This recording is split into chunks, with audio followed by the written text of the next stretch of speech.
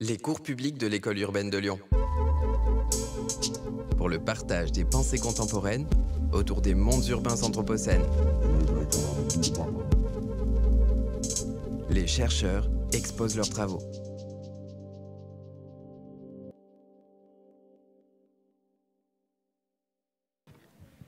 Bonsoir. Je m'appelle Stéphane Grumbach, je suis chercheur à l'INRIA, l'Institut d'informatique, l'Institut national d'informatique en France.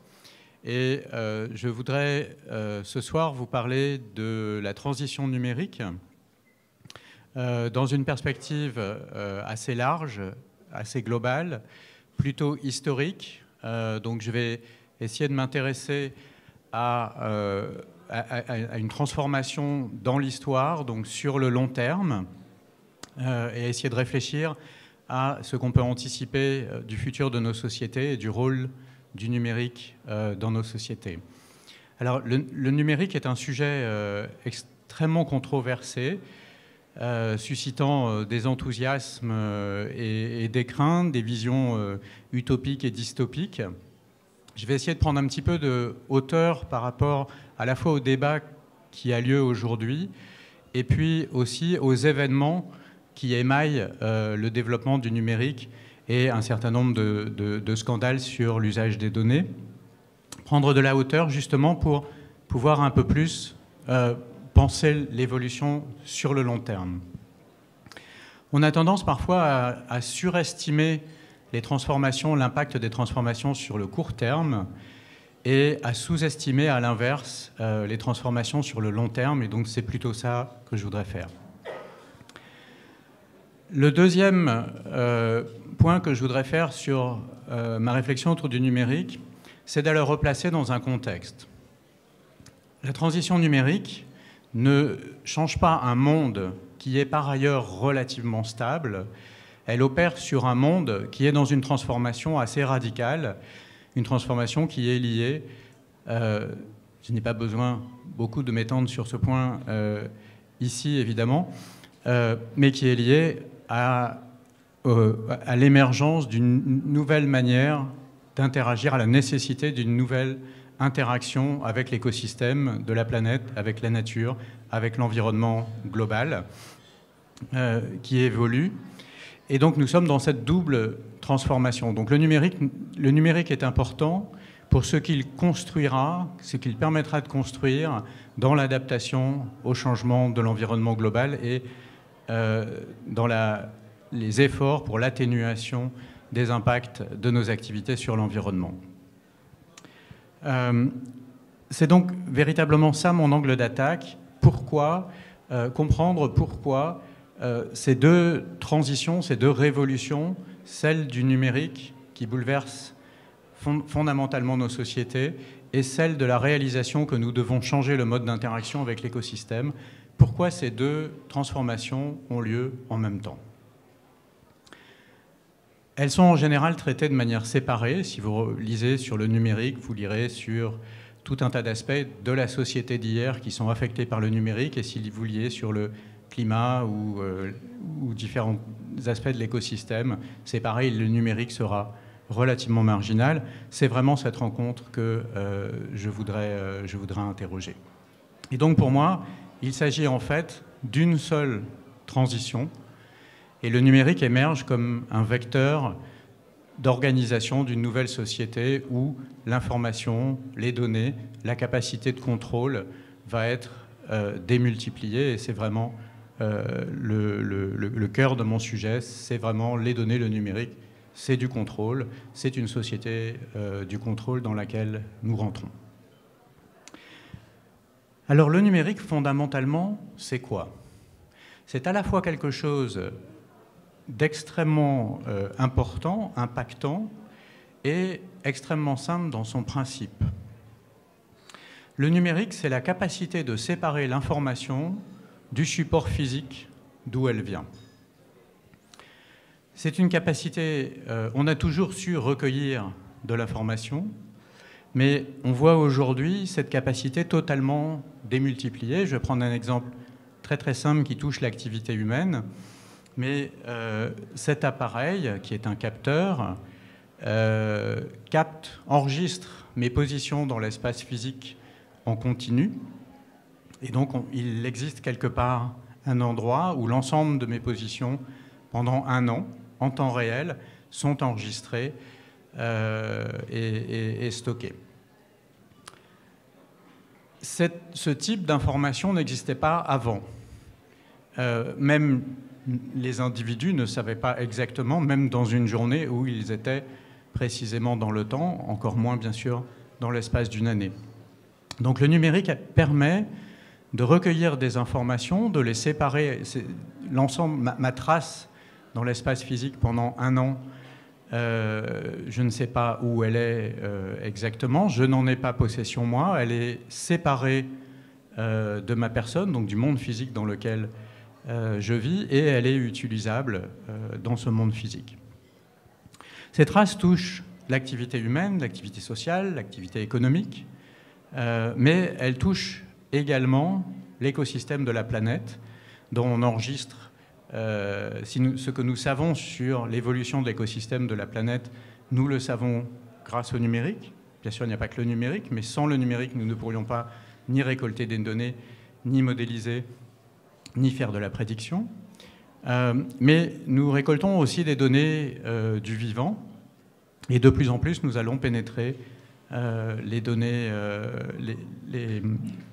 du vivant, l'ADN. Et l'ADN est un exemple majeur, j'y reviendrai plein de fois. J'y reviendrai plein de fois à plein d'égards. Je voudrais aussi interroger le mot numérique qui m'embarrasse un peu, et j'emploierai des tas de mots qui m'embarrassent par simplicité. Mais le numérique s'oppose à analogique.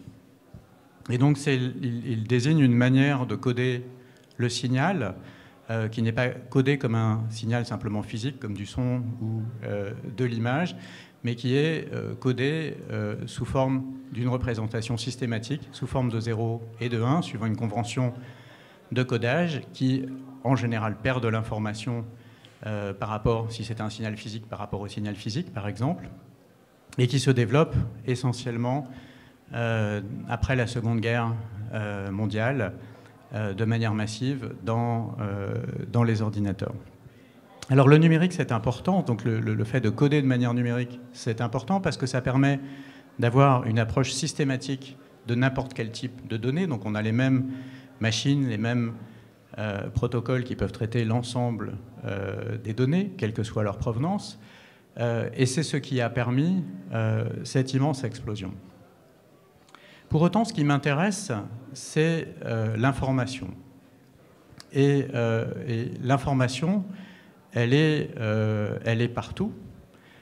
Et elle n'était assez peu codée sous forme, ou assez marginalement codée sous forme numérique avant la Seconde Guerre mondiale. Mais ce n'est pas tout à fait vrai. Au XIXe siècle, il y a un certain nombre de procédés numériques qui sont développés. La machine de Pascal est numérique, elle est calculatoire. Et puis, on peut remonter en fait assez loin, mais notre ADN lui-même est un codage qu'on peut qualifier de numérique. C'est un code avec tout ce que ça a d'arbitraire dans le codage. Donc l'époque que nous vivons est une époque de transformation radicale, à mon avis, puisque c'est l'époque où se développe la maîtrise de l'information. Et c'est une révolution, à mon sens, majeure dans notre histoire, c'est-à-dire que cette capacité de décoller l'information de son support physique, de décoller l'ADN des humains, des virus, l'ensemble de l'activité, et de traiter cette information à un autre endroit, dans un autre univers que l'univers d'où provient l'information, est véritablement le cœur de cette révolution numérique. De même qu'à la révolution industrielle, on a réussi, d'une certaine manière, la maîtrise de l'énergie était liée au fait qu'on pouvait séparer matière et énergie au sens où on a été capable de stocker de l'énergie dans une quantité de matière qui devenait petite, négligeable, transportable, et c'est ce qui a permis effectivement, et donc plus on a avancé dans les technologies, plus la quantité d'énergie qu'on pouvait transporter dans de la matière était réduite. Il y a quelque chose d'assez similaire dans cette séparation, ce décollement matière, énergie, et puis monde physique, monde vivant, information. J'en viens à comment se fait ce décollement et quel est le principal moyen aujourd'hui dans la société, donc dans l'organisation des activités humaines, de décoller cette information. Le cœur de ce système, c'est l'intermédiation, c'est-à-dire la mise en relation de personnes en particulier, mais ça va au-delà des personnes, qui ont un intérêt à se rencontrer dans un certain cadre. Et je pense, par exemple, un exemple qui est très connu, celui du chauffeur et du passager. Donc cette médiation entre quelqu'un qui fournit un service, qui est de conduire un véhicule, et puis quelqu'un qui cherche à profiter, à consommer ce service, qui est d'être déplacé par un véhicule, il est complètement révolutionné par les plateformes d'intermédiation dont Uber est devenu l'emblème, et au point de donner son nom à l'ubérisation, cette transformation de l'ensemble des intermédiations pour toutes sortes de services. C'est le nerf de la guerre, et ça s'applique et ça s'appliquera partout. L'ensemble des interactions que nous avons avec le monde extérieur dans nos vies, avec les services que nous utilisons, mais aussi, donc je pense, à l'éducation, à la santé, les biens que nous consommons, les gens que nous rencontrons, les cercles dans lesquels nous évoluons, sont des espaces qui sont intermédiés et qui sont en général intermédiés par les acteurs qui assurent les services ou qui fournissent les biens. Si je prends l'exemple des soins, quelqu'un de malade va rentrer à l'hôpital et l'hôpital va le guider à l'intérieur des services jusqu'au service qui est compétent pour la pathologie dont il souffre, dont il ou elle souffre. Dans le système éducatif, on a un peu le même type de processus. Et dans la société pré-numérique, entre guillemets, la plupart des médiations, donc de ces rencontres entre consommateurs d'un service ou d'un bien et producteurs ou fournisseurs de ce bien ou de service, cette rencontre, elle était assurée par les acteurs de la production de ces biens ou de ces services. Ce n'est plus le cas.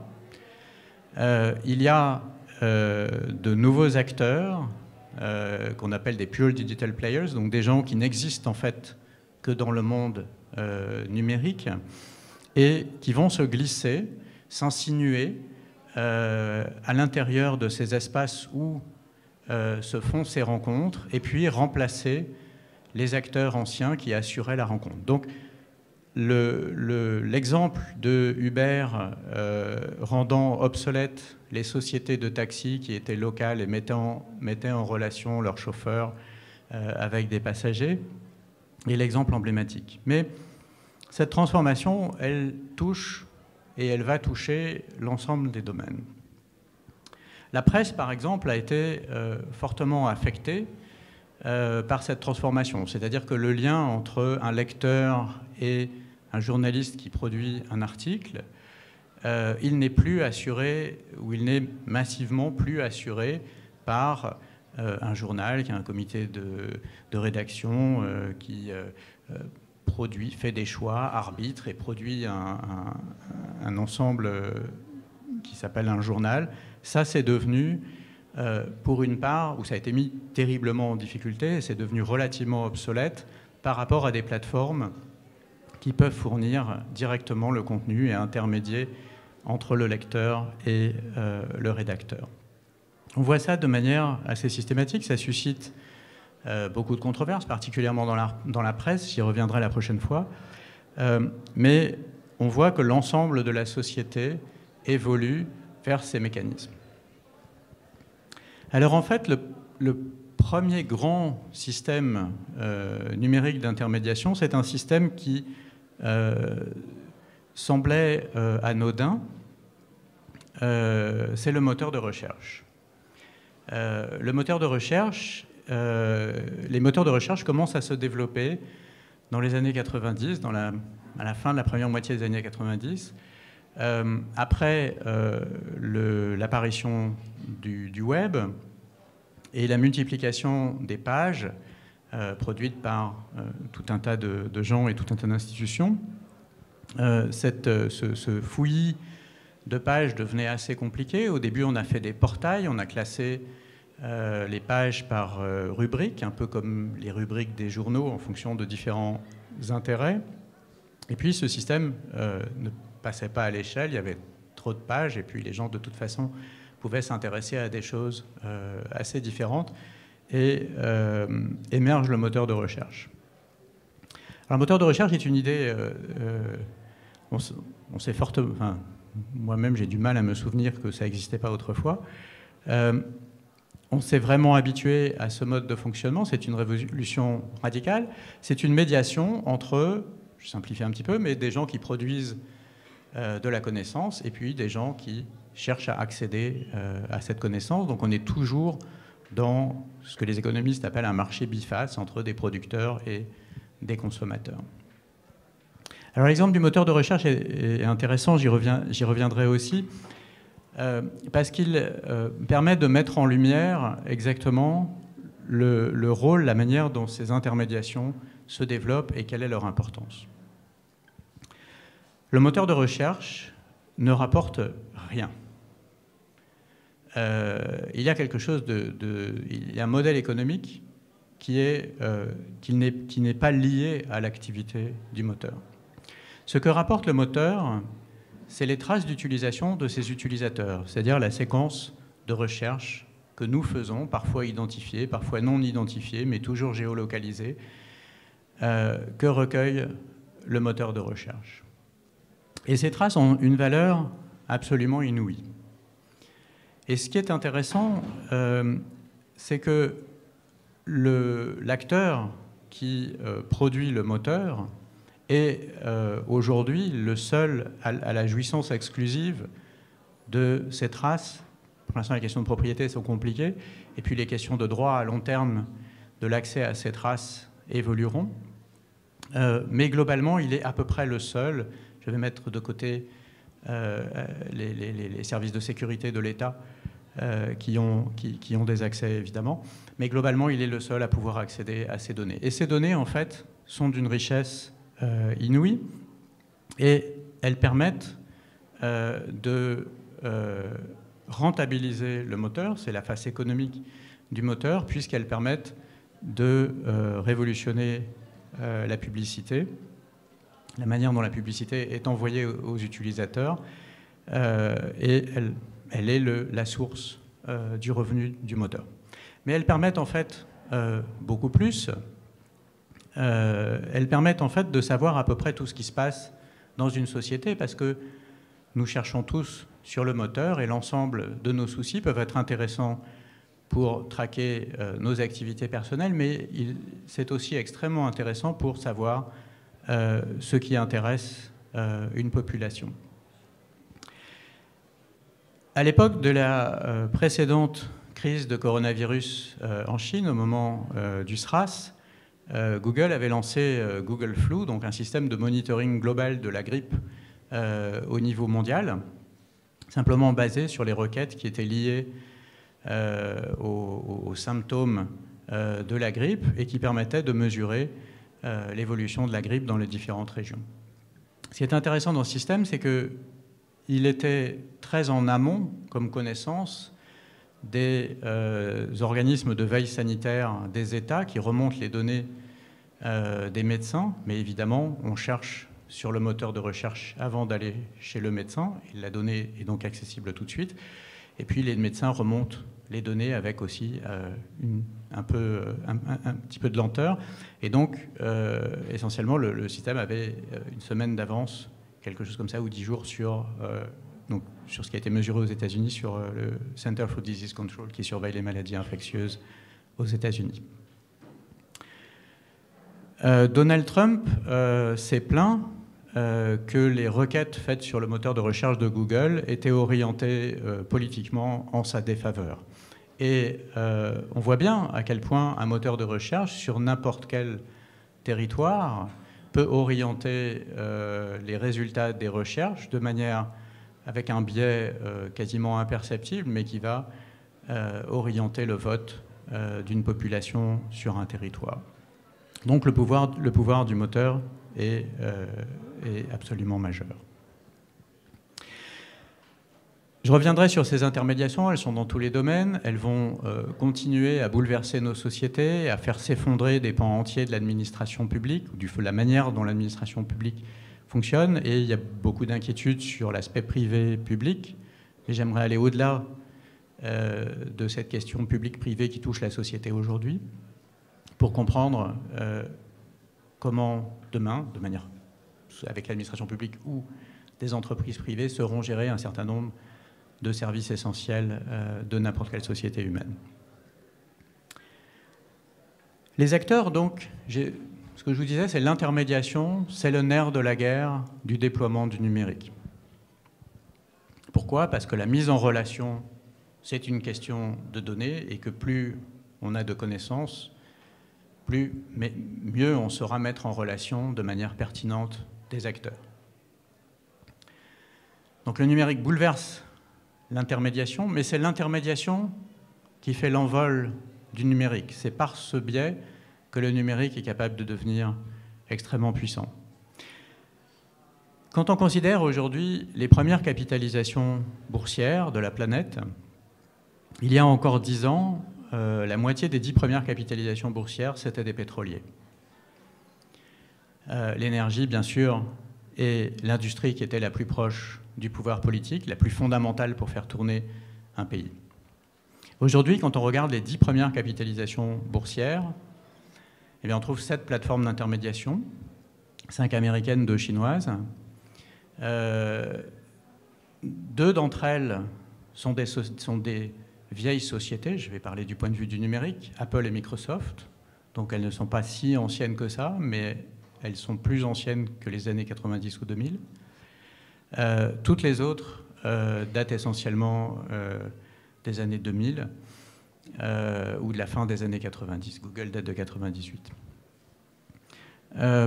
Ces sociétés sont donc parvenues au plus haut niveau de la puissance capitalistique et financière. Elles jouent un rôle qui est considérable parce que, au fond, elles sont utilisées très largement et leur utilisation amène à des nouvelles normes comportementales. Et finalement, ce n'est plus très clair qui dit la loi sur un territoire. Est-ce que c'est les plateformes qui amènent de nouveaux usages qui sont largement adoptés et qui sont souvent contraires à la loi? Parfois, la loi n'existe pas parce que les plateformes font des choses dont le législateur n'avait pas l'idée et donc on n'a pas de cadre légal. Mais parfois, elles rentrent en contradiction avec la loi sur le copyright, la loi du travail ou tout un tas de textes absolument fondamentaux de n'importe quelle société. Et donc on a un équilibre entre le travail de régulation nationale, le travail du législateur, et puis les plateformes qui mettent en œuvre d'autres interactions, d'autres formes, et qui finalement sont des acteurs du cadre normatif qui se déploie dans les pays. Ça suscite de très nombreuses controverses, bien sûr, des tensions. Aucune de ces tensions ne trouve une solution facile. Ça passe en justice régulièrement. Les plateformes bénéficient plutôt d'une publicité pour leurs activités quand elles passent en justice. Donc ce n'est pas si facile que ça de comprendre comment réguler ces activités.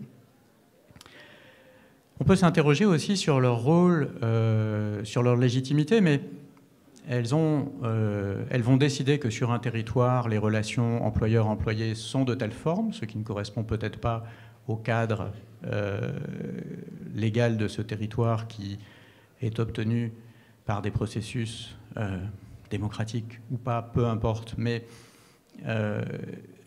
qui sont adoptés dans un pays. Donc elles remettent ça en cause, mais en même temps, elles sont largement plébiscitées, c'est-à-dire que c'est le fait que les gens les utilisent massivement qui fait que ces nouveaux usages sont si fréquents, et donc on peut interroger leur légitimité, mais la réponse n'est pas non plus si évidente pour comprendre. Ces plateformes sont devenues des objets de la sphère des relations internationales.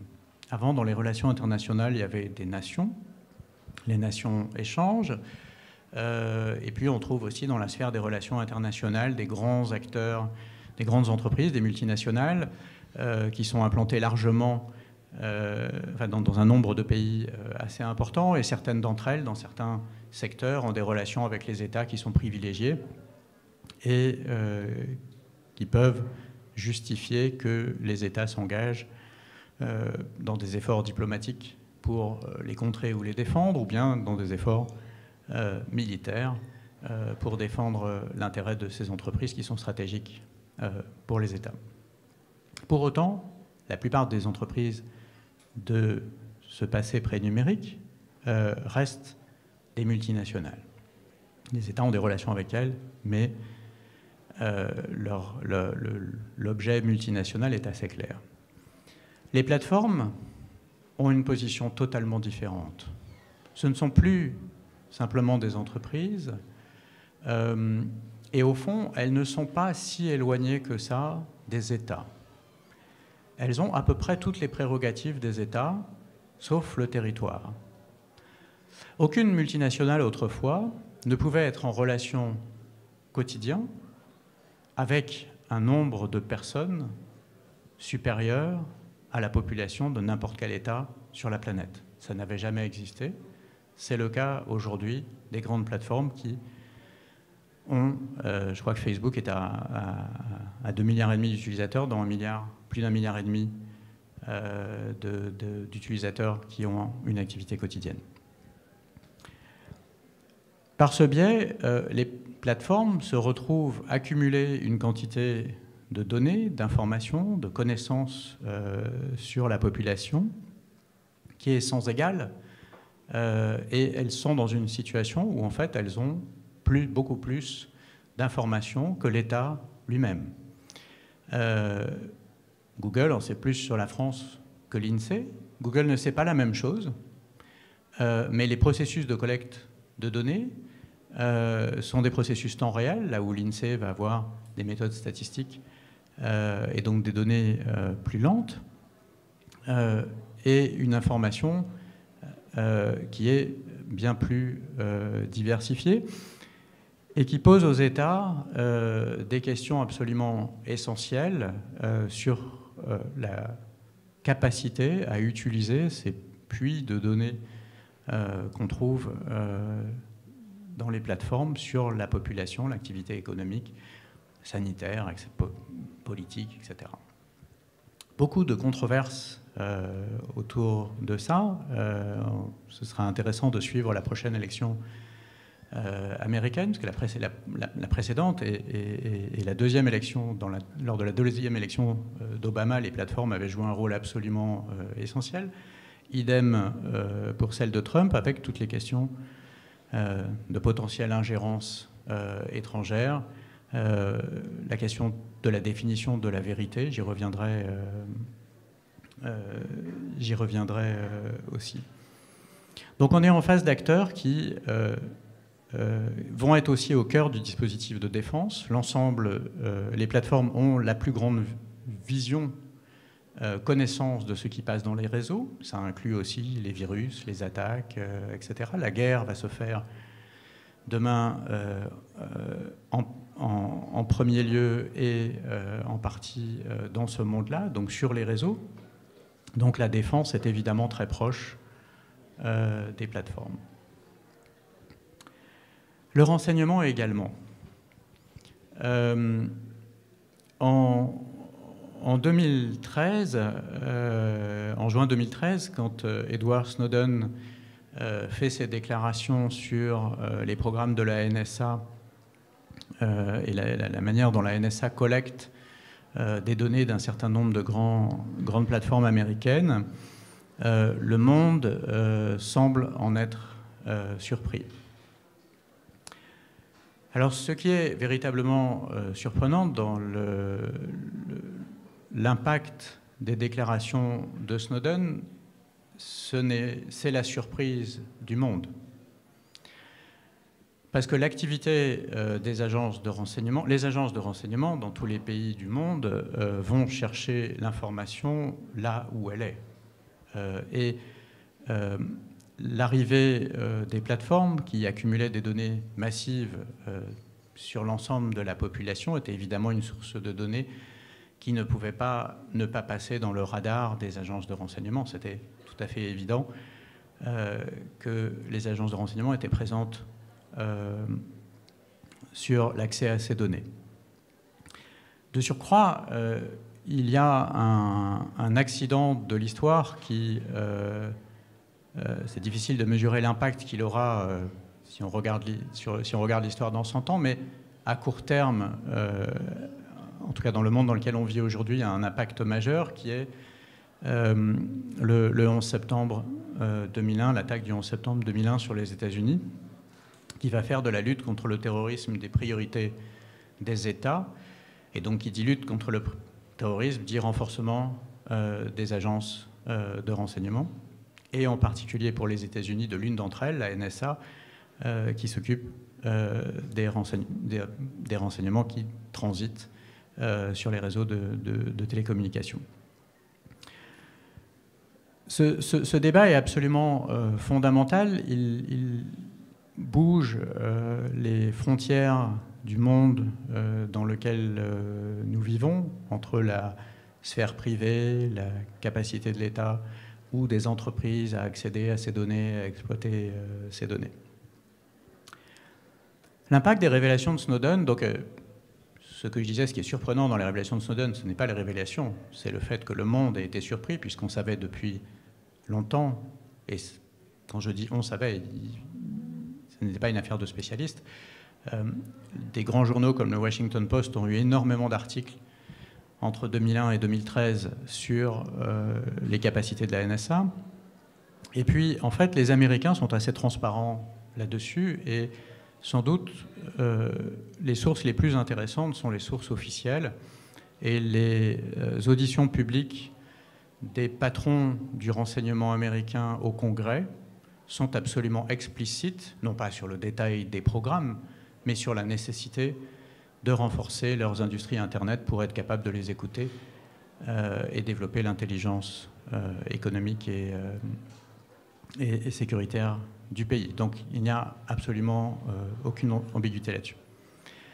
Ce que Snowden a permis, c'est que le législateur s'occupe de ce sujet. Parce que entre l'émergence des grandes plateformes et puis les années dans lesquelles nous sommes aujourd'hui, il y avait les textes réglementaires sur la surveillance étaient des textes qui concernaient fondamentalement les télécoms, donc plutôt les tuyaux, la capacité d'écouter des tuyaux, et pas tant la capacité d'aller dans des centres de données, récupérer des données sur des individus. Et donc, les États étaient dans une situation compliquée, parce qu'au fond, une bonne partie du cadre réglementaire n'était pas adapté à la situation présente, et donc une bonne partie du renseignement était faite dans l'illégalité. Ce qui va suivre, c'est un ensemble de textes réglementaires dans à peu près tous les pays du monde qui fixent le cadre du renseignement et qui permettent au gouvernement d'accéder aux données des plateformes. Donc cette question du contrôle est absolument essentielle, et elle restera essentielle. Alors, pourquoi ce contrôle ? Il y a quelque chose d'assez extraordinaire dans le développement des technologies aujourd'hui. La question que je voudrais poser est très simple. Pourquoi observe-t-on aujourd'hui une telle croissance des capacités de recueillir de la donnée, de la stocker, de la traiter ? On devrait, d'ici 2025, avoir à peu près 100 milliards de capteurs, donc d'objets comme ça. Ils varient suivant ce qu'ils captent. Ça, c'est un capteur pour capter un humain. Mais il y en a d'autres. Il y en a qui monitorent des machines. Une partie des terres agricoles sont aussi contrôlées pour la température, l'hygrométrie, etc. Je reviendrai sur ce point. Et puis des espaces aussi, les lieux, les caméras de vidéosurveillance se multiplient. Et donc, la capacité à remonter de la donnée en temps réel explose, l'industrie explose, et la part, donc la quantité de données, bien sûr, augmente de manière vertigineuse, mais pas seulement la quantité de données, la part des données qui sont des données temps réel, c'est-à-dire qui sont des données de l'interaction en continu avec les bidules, les humains, les machines, les espaces, le contrôle global du monde dans lequel nous vivons et qui inclut l'écosystème. Alors pourquoi cette croissance si forte ? On ne peut pas dire il y a un besoin évident et donc bien sûr ça résout un problème qui est évident aujourd'hui. Alors si on se replonge dans l'histoire, on voit que de manière générale, les technologies de l'information évoluent avec la complexité. La complexité du monde, la complexité de la société. Au moment de la révolution industrielle, après la révolution industrielle, on assiste à de très nombreux accidents.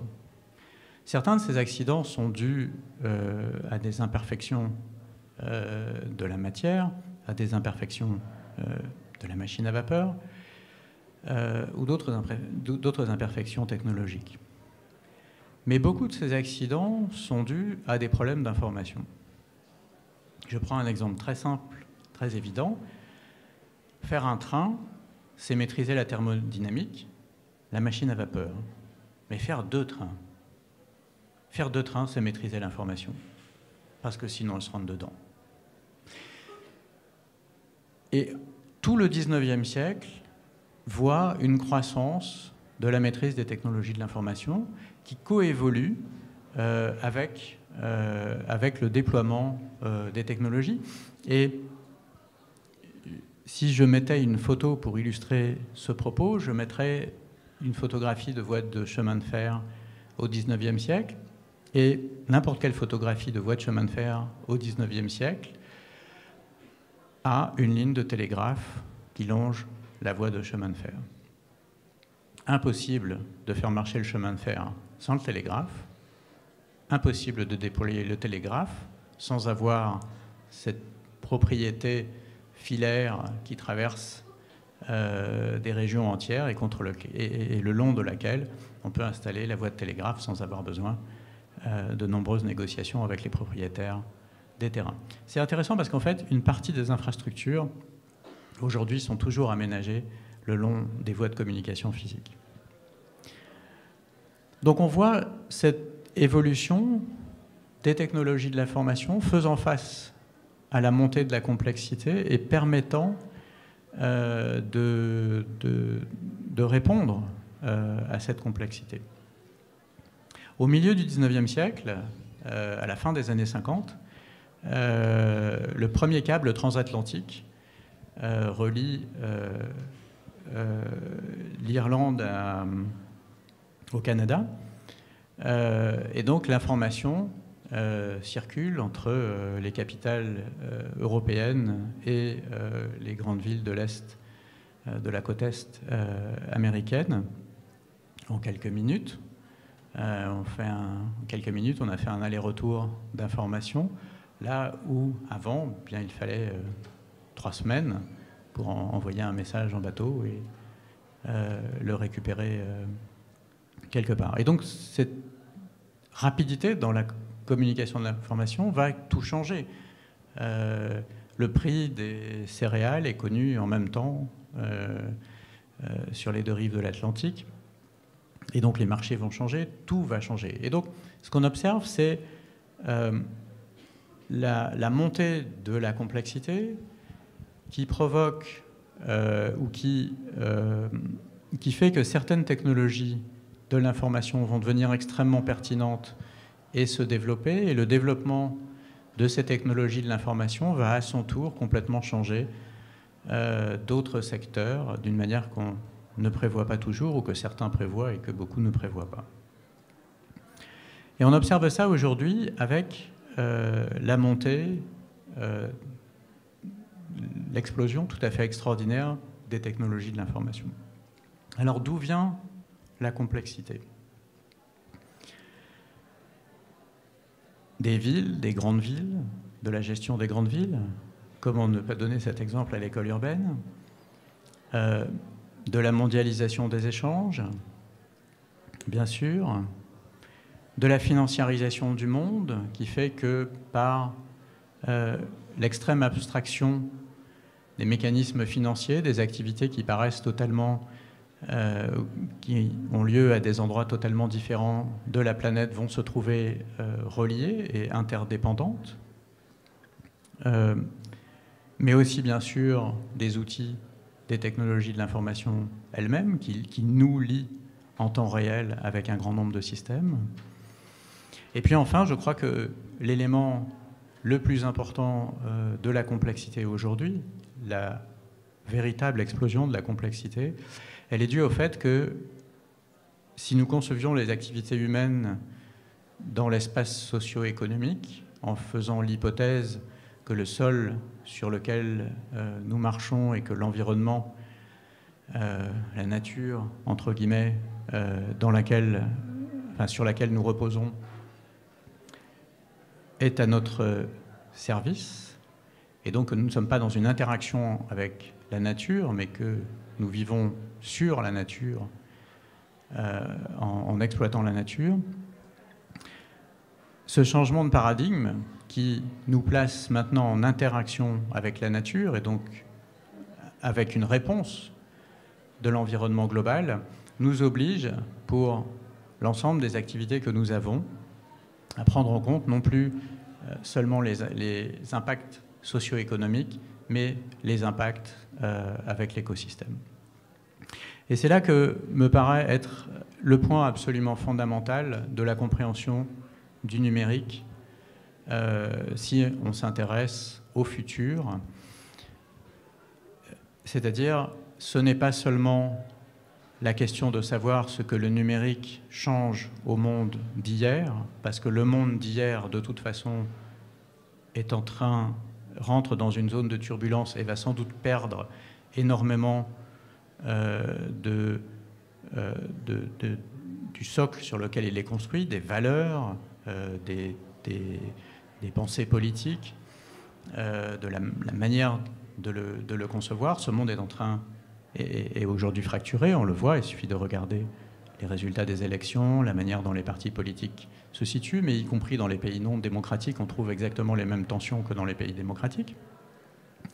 On voit bien que ce monde est en train, est rentré dans une zone de turbulence forte, on ne sait plus trop comment le penser. Et donc je pense que le numérique doit être pensé dans ce cadre-là, dans cette projection, pour comprendre quel est le monde que nous construisons. Quand on met numérique et environnement global, quand on considère les deux, il y a des liens qui sont relativement évidents. Donc j'en ai mentionné un qui était la capacité qu'on a aujourd'hui à comprendre l'état de l'environnement global de la planète, de l'écosystème. C'est le numérique qui permet ça. C'est ces nombreux capteurs dont j'ai parlé, installés un peu partout dans l'environnement. C'est la capacité d'avoir standardisé les mesures. Au XIXe siècle, quand on a commencé à faire, milieu du XIXe siècle, on a commencé à faire de la météorologie un peu moins localement, c'est-à-dire qu'avant on avait une capacité de comprendre et de faire des prévisions météorologiques à un niveau local. À partir du moment où on avait des outils de communication, on pouvait communiquer les informations d'un point à un autre, y compris d'une rive à l'autre de l'Atlantique. Et donc on pouvait penser la météorologie d'une manière beaucoup plus globale. Et la première difficulté qu'ont eu les météorologues de la deuxième moitié du XIXe siècle, c'était de parler la même langue, non pas la langue humaine, mais la langue des données, d'avoir les mêmes données, d'avoir les mêmes métriques. Et en fait, tout un tas d'acteurs ont relevé des données pour la météorologie, les bateaux, etc. Et normaliser tout ça a été un vrai défi. Ça l'est toujours à un certain niveau, mais le GIEC a apporté énormément de progrès sur ce point. Donc être capable de remonter les données, de les analyser, de faire des modèles globaux et comprendre le système Terre en entier en tant que système avec ses interdépendances, ses principes de régulation. Ça, c'est le numérique joue un rôle absolument fondamental. Sans le numérique, pas de modèle prédictif et des connaissances locales, potentiellement de variation, mais sans être capable de les corréler. L'autre point qui est fondamental, c'est le rapport à la technologie. La technologie apporte des solutions, elle pose des problèmes. Et donc si on regarde la technologie par rapport aux questions de l'environnement global, eh bien, il est clair que le numérique change le rapport aux ressources. Le nerf de la guerre, c'est l'intermédiation, la capacité d'accéder à des ressources, d'échanger des ressources, de partager des ressources.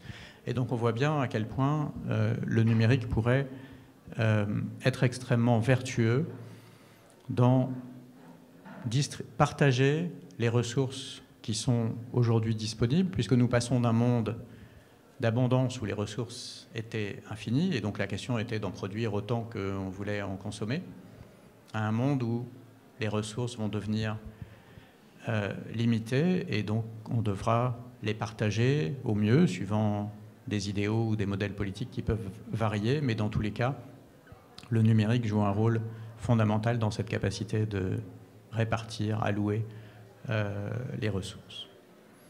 Et puis, il y a le numérique comme problème, le numérique qui consomme de l'énergie de plus en plus, le numérique qui, par la complexité des technologies qu'on utilise et qu'on arrive assez peu à retraiter, contribue à des pollutions majeures, que ce soit pour obtenir les composants ou pour recycler les vieux appareils. Et puis le numérique comme immense disruption sociale, le numérique qui potentiellement aura d'ici 20 ans supprimé 50% des emplois ou rendu obsolètes 50% des emplois qui existent aujourd'hui et pour lequel on a du mal à imaginer un modèle politique qui puisse supporter, répondre à un tel enjeu. Donc, technologie-solution, technologie-problème. Et puis, il y a un dernier point qui est celui qui m'intéresse le plus, qui est cette émergence du contrôle. Et la thèse que je voudrais défendre, c'est que la complexité du monde, celle d'une société qui doit penser, d'une société humaine ou de sociétés humaines au pluriel, qui doivent penser leur interaction avec l'environnement global dans une autre perspective, il s'accompagne d'une émergence d'un contrôle massif. Et je pense que c'est là le point fondamental. On peut attaquer la société du contrôle, on peut s'opposer à certaines formes de société du contrôle, mais on ne peut pas le faire sans comprendre les changements en cours. C'est-à-dire, on ne peut pas concevoir l'émergence du contrôle qui apparaît aujourd'hui comme s'il était dans la société d'hier et de le condamner par rapport au fonctionnement de la société d'hier. Il émerge dans une société qui est dans une mutation fondamentale. Alors je reviendrai là-dessus, bien sûr, sur cette question du contrôle, et puis on verra les tensions qu'il y a et les projections qu'il y a dans différents pays sur ces questions. Je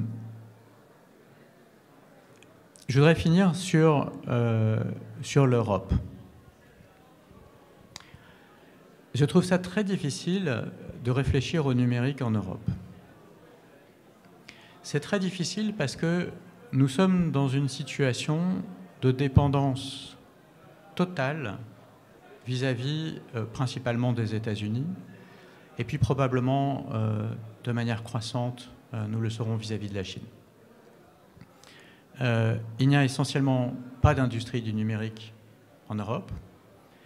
Nous avons de très faibles capacités à traiter nos données, et la plupart, cet appareil est américain, ses processeurs aussi, son OS aussi, les services que j'utilise sont américains et chinois, une partie a été faite en Chine, et la maîtrise technologique ne nous appartient quasiment pas. Et mes données vont sur les systèmes américains et chinois. Il y a quelque chose de malheureux dans cette situation. On va entendre un certain nombre de responsables politiques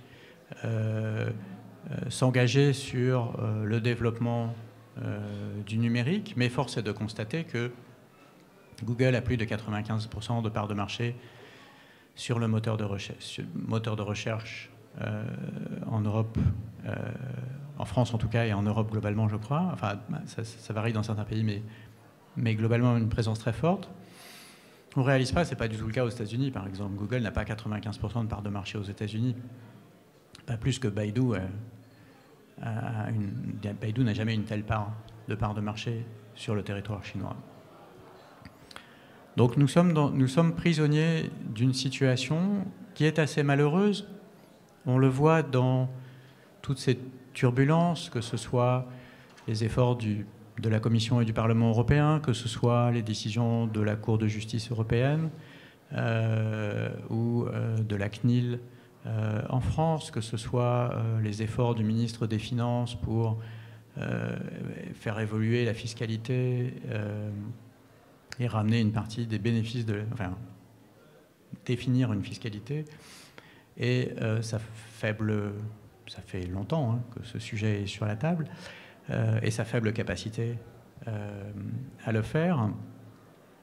Donc il y a quelque chose de particulièrement compliqué, parce que l'Europe a essentiellement fait l'impasse sur le numérique, se trouve dans une position de dépendance, mais qui n'est pas une dépendance à une industrie particulière, qui est une dépendance à un système qui est un système de gouvernement qu'il y a plus de données que le gouvernement, qu'il y a plus, si le gouvernement veut passer,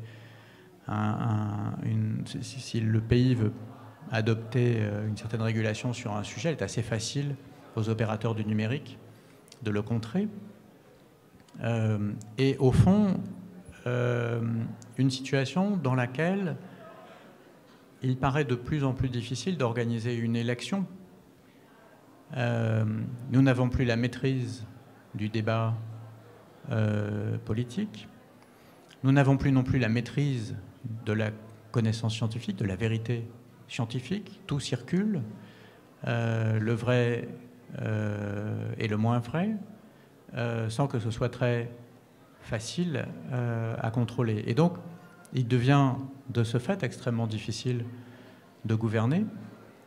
Et ça vaut pour l'ensemble des pays, et donc ça vaut pas seulement dans le monde démocratique, c'est un challenge aussi pour des pays qui ont des régimes non démocratiques, mais qui vont être confrontés au même problème d'influence de l'opinion publique.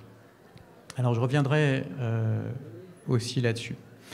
Alors ce cours est basé sur 6 séances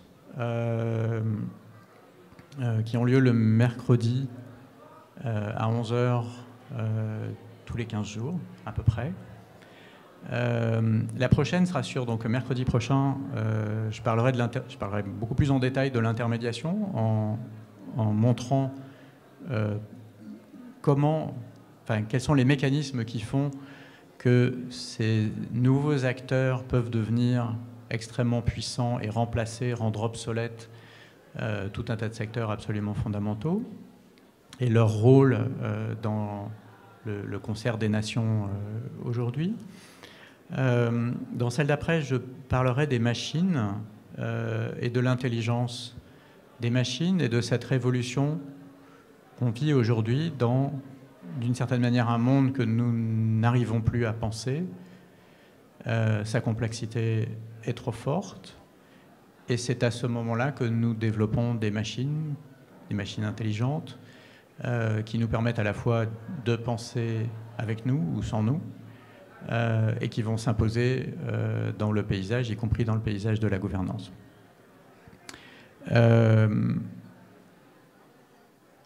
Alors, il y aura une séance aussi sur la géopolitique.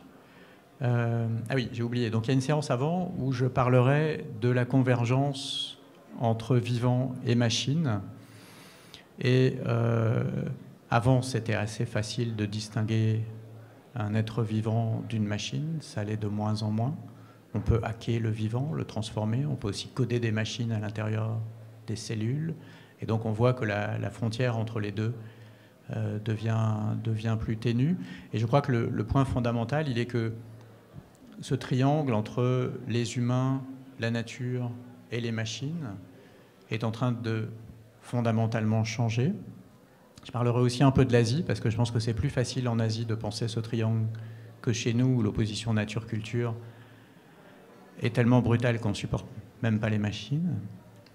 Après, je parlerai de géopolitique, donc, et puis la dernière séance sera plus sur l'Anthropocène, et donc la question de la gouvernance globale avec le numérique, des enjeux de l'atténuation de nos impacts, nous les humains, sur l'ensemble du système Terre. Et donc je vais m'arrêter là.